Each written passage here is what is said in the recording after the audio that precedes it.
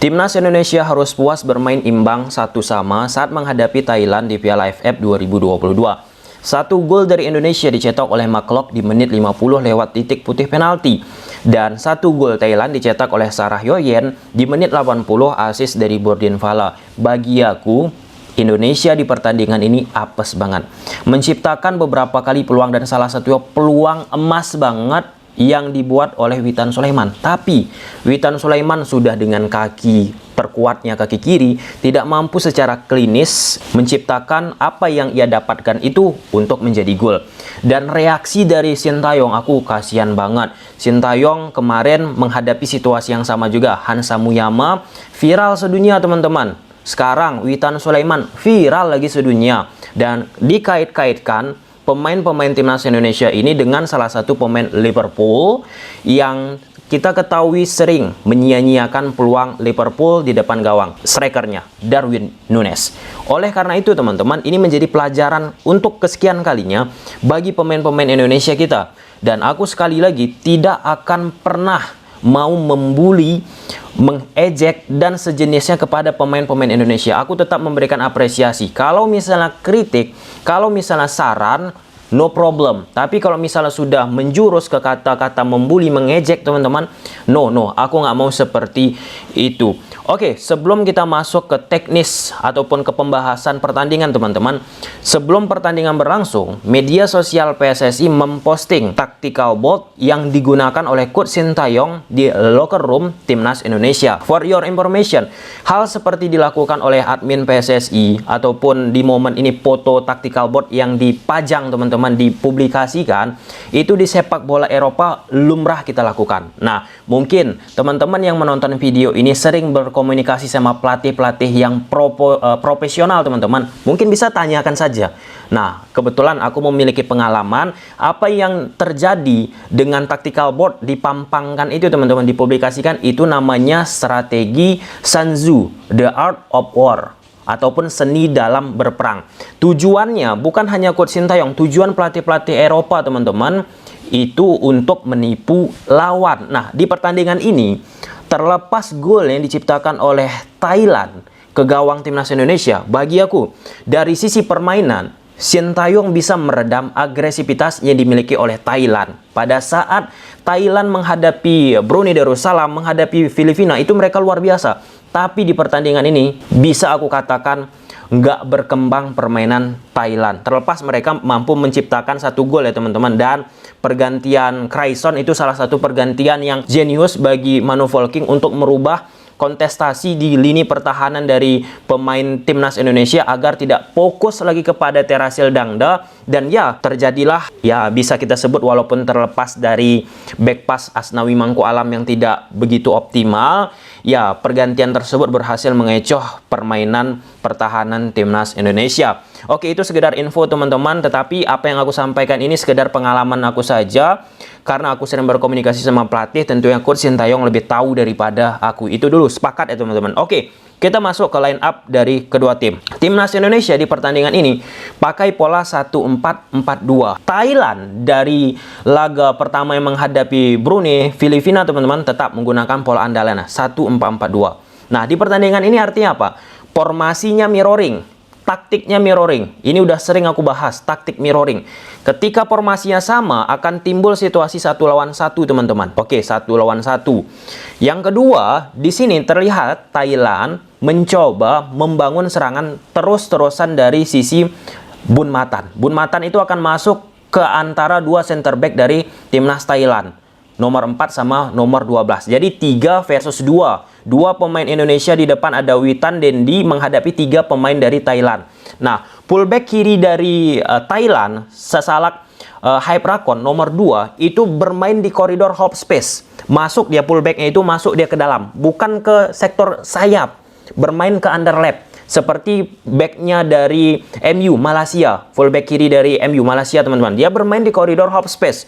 Sedangkan di sektor kiri, Bordin Fala menjaga sisi lebar lapangan. Nah, disitulah coba dieksploitasi oleh pemain-pemain Thailand. Terus menggempur serangan dari sektor kiri, terutama secara khusus teman-teman, mencoba mengunggulkan jumlah di area tersebut. Nah, disinilah strategi kejeniusan dari Sintayong bagi aku. Di pertandingan ini, Yaakob Sayuri dimasukkan. Ini ada tujuannya teman-teman. Yaakob Sayuri membantu Asnawi Mangku Alam untuk defense. Jadi pola 1-4-4-2 ketika di atas kertas yang dimainkan oleh Coach Sintayong, ketika bertahan itu akan merubah menjadi 4-4-2 ke 5-4-1.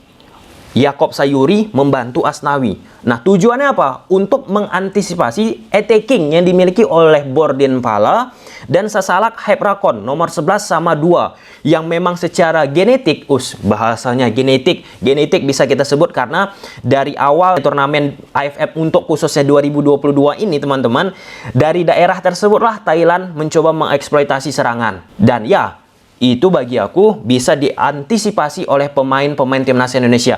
Teman-teman lihat, sepanjang 90 menit pertandingan, hanya satu shot on target yang dimiliki oleh Thailand. Gila nggak tuh? Indonesia bisa mengimbangi, walaupun Indonesia bermain lebih pragmatis, lebih memanfaatkan defense counter dengan possession yang mereka miliki 40,3% berbanding 59,7% penguasaan bola yang dimiliki oleh Thailand. Dan bermain defense counter, dengan hal tersebut berhasil anak asuh Sintayong membuat Thailand untuk tidak bisa banyak menciptakan peluang. Ketika kamu tidak bisa menciptakan peluang, ketika kamu tidak bisa meng-create sesuatu teman-teman, dan otomatis kamu susah untuk bisa menciptakan gol. Artinya apa? Artinya defense Indonesia mampu mengantisipasi, mampu mengisolir permainan dari timnas Thailand. Nah, ketika timnas Thailand terus menguasai bola, sirkulasi bola mereka jalani, Indonesia pun bermain cukup kadang dalam banget pertahanannya. Disitulah defense counter dilakukan Indonesia beberapa kali, bukan hanya 1 kali, 2 kali teman-teman, beberapa kali bisa menciptakan peluang. Ada total, kalau kita lihat dari website resmi AFF 2022, shots on target 3 kali percobaan dilakukan Indonesia, shot off target ada 5. Jadi total ada 8 create yang diciptakan oleh timnas Indonesia. Shot on target Thailand 1, shot off target mereka 4. Sedangkan Thailand yang menguasai bola 5 kali. Nah, di sini Indonesia dengan tanpa mengurangi rasa hormat, ya memang sampai sini kapasitas timnas Indonesia untuk lebih bermain menunggu, nggak bisa memaksakan juga teman-teman untuk menguasai bola juga, bermain lebih sabar. Itu dia kunci ya, bermain lebih sabar. Karena pemain-pemain Thailand ini kuat banget untuk menguasai bola. Coba teman-teman perhatikan pemain-pemain Indonesia kalau kita compare dengan pemain-pemain Thailand di pertandingan ini, khususnya ketika mereka holding the ball, menahan bola teman-teman. Itu tenang banget, gila. Pemain Thailand nomor 3, Bun Matan, itu gila banget bagi aku. Di pertandingan Brunei dia luar biasa, menghadapi Filipina dia luar biasa. Di pertandingan ini nggak begitu eksplosif ya apa yang dia lakukan juga. Karena apa? Karena dua pemain depan dari Indonesia, Dendi Sulistiawan dan Witan Sulaiman teman-teman, bergantian untuk mematikan pergerakan dari Bun Matan, sehingga yang biasanya Bun Matan masuk di antara dua center back dari Thailand bermain kadang melebar kan ke sektor kanan, free roll, bebas dia perannya untuk mengambil bola, menjemput bola, mensirkulasikan bola bagi timnas Thailand. Sedangkan hal serupa juga bagi timnas Indonesia, khususnya dari posisi McClough teman-teman, dengan shape bertahan 1-4-4-2 yang compact banget, rapi banget teman-teman. Bagi Thailand juga inilah dia ya, ketika formasi yang itu sama teman-teman, akan timbul kedeadlockan, akan timbul situasi yang rumit, kesalahan-kesalahan fundamental elementer yang sering aku sebutkan teman-teman, menjadi aspek yang sangat berperan penting untuk hasil daripada pertandingan ini. Kita kembali ke McClough teman-teman. McClough juga kesulitan juga karena dibayang-bayangi oleh pemain depan dari timnas Thailand nomor 17 ataupun 10 pada saat ingin membuild up serangan timnas Indonesia. Terlepas dari Thailand juga,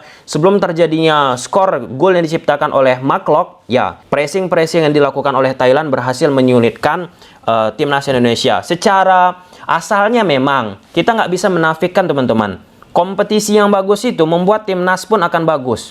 Thailand ini tanpa mereka diperkuat oleh beberapa pemain yang top dari mereka, salah satu Chanatip teman-teman, memang mereka ini udah bagus, menelurkan sesuatu yang bagus kepada timnasnya. Hasil dari mana? Kompetisi mereka. Sedangkan kompetisi kita teman-teman lebih tahu pastinya. Nah, hal seperti ini memang mempengaruhi situasi yang ada di atas lapangan. Contoh kemarin Vietnam menghadapi Malaysia. Malaysia sempat menghadapi Vietnam itu dengan 10 pemain, Malaysia 11. Tapi apa yang terjadi? Pemain Vietnam malah bisa menekan pemain Malaysia ketimbang Vietnam bermain 11 lawan 11 menghadapi Malaysia. Nah, ketika pemain Vietnam sudah mampu menekan pemain Malaysia, Malaysia pun under pressure melakukan sesuatu yang tidak harusnya dilakukan, kartu merah 10 lawan 10.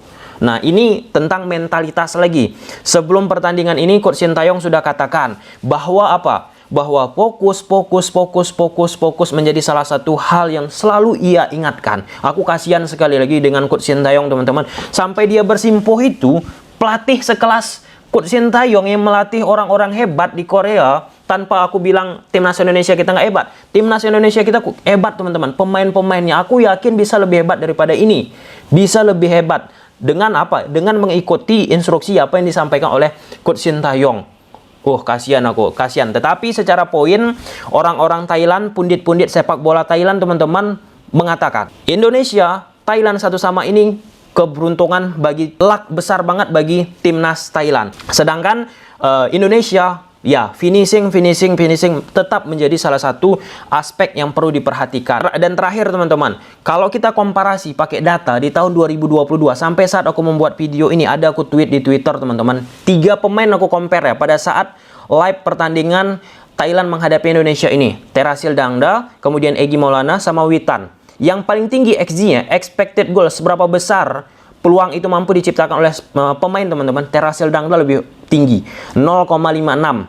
Sedangkan yang kedua Egy 0,21 kalau tidak salah. Sedangkan Witan Sulaiman 0,12 ataupun 0 sekitaran belasan gitulah. 0,16 sekitaran seperti itu. Nanti akan aku tampilkan grafisnya, teman-teman. Artinya apa? Memang timnas kita pun dari sisi efektivitas di depan gawang, striker-striker belum menunjukkan sesuatu yang luar biasa. Dan Coach Sintayong pasti sekali lagi, teman-teman, lebih tahu karena aku hanya sekedar memberikan apa yang aku pelajari selama ini. Oke, sampai sini aja dulu video, teman-teman. Semoga bermanfaat. Tetap semangat pemain-pemain timnas Indonesia. Bye.